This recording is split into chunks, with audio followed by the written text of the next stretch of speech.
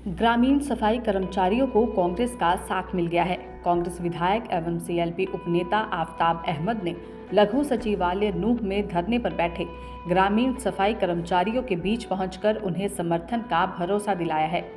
ग्रामीण सफाई कर्मचारियों ने इस दौरान कांग्रेस विधायक आफताब अहमद को अपनी मांगों से जुड़ा हुआ एक ज्ञापन भी दिया है। ग्रामीण सफाई कर्मचारियों से मुलाकात के बाद कांग्रेस विधायक और उपनेता आफताब अहमद ने मीडिया से बातचीत के दौरान कहा कि ये हमारे समाज का महत्वपूर्ण अंग है और अपनी सेवा से ये बहुत महत्वपूर्ण जिम्मेदारी को भी निभा रहे हैं। उन्होंने कहा कि हमारे पूर्व मुख्यमंत्री भूपेंद्र सिंह हुड्डा की सरकार ने गांव में ही रोजगार मुहैया करवाया था और तकरीबन 11,000 सफाई कर्मचारियों को नौकरी दी थी, लेकिन करीब 10 साल बीत जाने के बाद भी मौजूदा सरकार ने उनकी मांगों को नहीं माना है। कांग्रेस पार्टी ने फैसला लिया कि हम सफाई कर्मचारी आयोग बनाएंगे और उस आयोग में इन कर्मचारियों की जो भी मांग है उन मांगों पर पूरे तरीके से गौर किया जाएगा। देखो, ये हमारे समाज का बहुत ही महत्वपूर्ण अंग है और अपनी सेवा से ये जो एक बहुत महत्वपूर्ण जिम्मेवारी को निभाते हैं।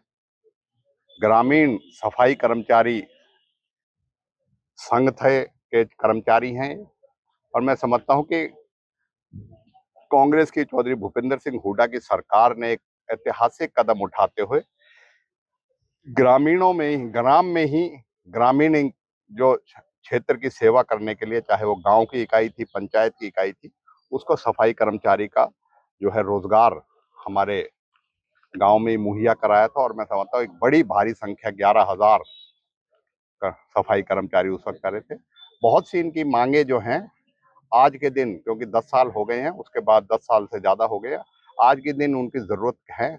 और सबसे प्रमुख जो मांग है, मैं समझता हूं कि हमने एक फैसला लिया है कांग्रेस पार्टी ने कि हम सफाई कर्मचारी आयोग बनाएंगे और उस आयोग में जो भी इन कर्मचारियों की मांग है, चाहे वो नौकरी पक्की करने की मांग है, चाहे इनकी वेतन की मांग है, चाहे एलटीसी की मांग है, या कर्मचारी की जो भी अपनी दिक्कत होती है, चाहे वो पोर्टल पे हाजिर लगने की, सब चीजों को एक उनको रेगुलराइज करने के लिए उनको पूर्ण तरीके से उनको जो है इस तरीके करने जिससे कर्मचारी को और इनको कोई परेशानी ना हो, सफाई कर्मियों को, उसका कांग्रेस पार्टी ने वादा किया। और हमने इनकी मांग को समर्थन करते हुए, जो चाहे इनको नौकरी पक्की करने की है, हम उसको विधानसभा सत्र में पहले भी उठा चुके हैं। अब मानसून सत्र आएगा अगर विधानसभा का, तो उसमें भी उठाएंगे।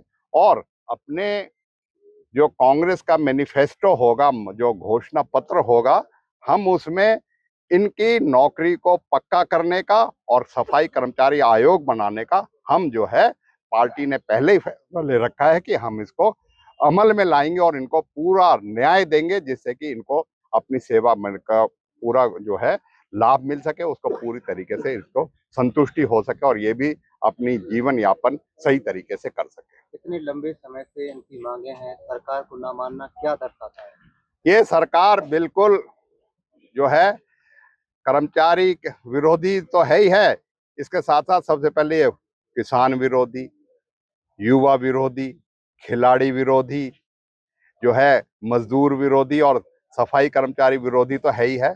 पहले भी 51 दिन की हड़ताल यहाँ रही थी 2023 में, जब भी इनसे किसी बात का हल नहीं निकला। और आज के दिन तो ये सरकार जो है ना, झूठी घोषणाएं जरूर कर रही है, लेकिन समाधान किसी भी नहीं का, क्योंकि आज पूरे हरियाणा पे कर्मचारी वर्ग, सभी कर्मचारी वर्ग आज सड़कों पे आंदोलन कर रहा है और अपनी मांगों को, क्योंकि जो इन्होंने वादे भी कर दिए वो वादे भी आज तक पूरे नहीं करे। और ये कर्मचारी विरोधी क्या, ये हरियाणा में विकास विरोधी और अपनी सरकार की विश्वसनीयता मैं समझता हूँ अब बिल्कुल भी नहीं रही लोगों को, और खास तौर पे कर्मचारियों का अब इनके ऊपर कोई यकीन नहीं रहा है।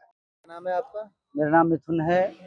सफाई कर्मचारी आज धरने पर हैं, ज्ञापन भी दिया है, एसडीएम को भी दिया था, आज यहाँ पे विधायक हैं आपका, उनको दिया है, क्या कहना है? जी, हमारी जो लगातार आप लोग देखते रहे हैं सोशल मीडिया के माध्यम से भी, लगातार ग्रामीण सफाई कर्मचारी संघर्षरत है। उनमें सबसे जो मुख्य मांग है हमारी रेगुलर करने का जो मसला है, क्योंकि इतना लंबा टाइम होने के बाद, 17 साल बीत जाने के बाद आज तक सरकार ने कोई पॉलिसी नहीं बनाई, तो ये हम मांग कर रहे हैं, मांग पत्रों के माध्यम से भी लगातार करते आए हैं कि भाई इन सफाई कर्मचारियों को जो गांव में लग रहे हैं इनकी सेवाएं भी रेगुलर की जाएं, ऐसा हम सरकार से मांग करते आ रहे हैं। दूसरा, जो एक पोर्टल बनाकर ऑनलाइन अटेंडेंस लेने का इन्होंने प्रोग्राम सेट किया है, वो एक बेकार की प्रथा है और हम उसका खुला विरोध करते हैं, क्योंकि अटेंडेंस लेने का जो तरीका है, जो सलीका है, उस तरह से लिया जाए एक कर्मचारी का जिस तरह से लिया जाता है। तीसरा, जो ईएसआई पीएफ का जो मामला है, हमने कई बार ये उठाया, लोकल स्तर पर भी कहा, ईएसआई पीएफ में घोटाला इतना कर रखा है इन लोगों ने, किसी का जो मिसमैच आ रहा है, जो अमाउंट है 2020 अक्टूबर से कटना शुरू हुआ था हमारा, लेकिन आज तक उसको पूरा नहीं डाला गया। किस किस को ज्ञापन दिया है? आज हमने एसडीएम साहब को ज्ञापन सौंपा है, सीएम साहब के नाम, और अपनी मांग रखी है। उनमें लोकल स्तर की भी मांग है।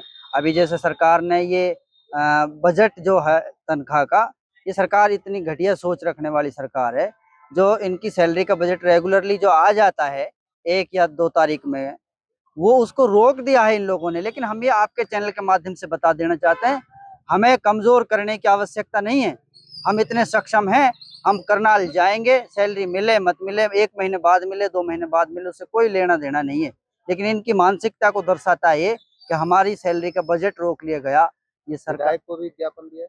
हाँ जी, हमने कांग्रेस के विधायक हैं, उनको अपना एक मांग पत्र सौंपा है।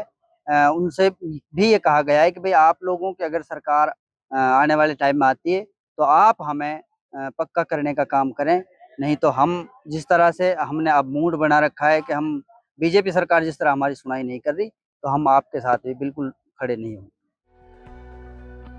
दैनिक सवेरा के लिए नूह से सद्दाम हुसैन की रिपोर्ट।